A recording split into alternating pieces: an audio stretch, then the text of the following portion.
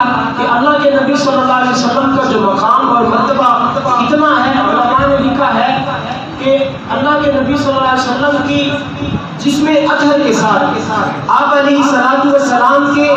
جسم اطہر کے ساتھ جو مٹی کے ذرات لگ گئے، ان ذرات کی جو عزت ہے، جو مقام ہے، جو مرتبہ ہے، وہ مکہ اور مدینہ سے بھی زیادہ ہے،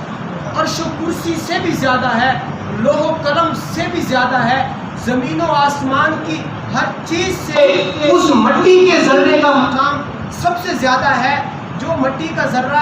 اللہ کے نبی صلی اللہ علیہ وسلم کی جسم اطہر کے ساتھ لگ گیا،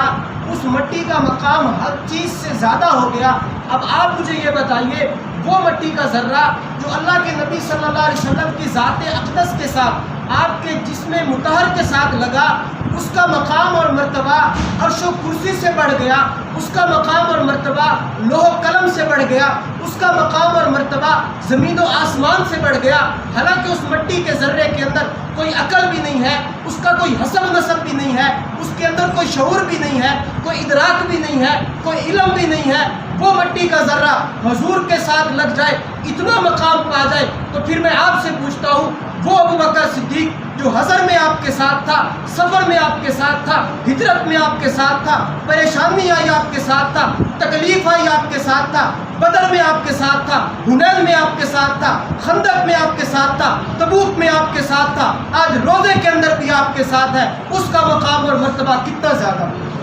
اس کا مقام اور مرتبہ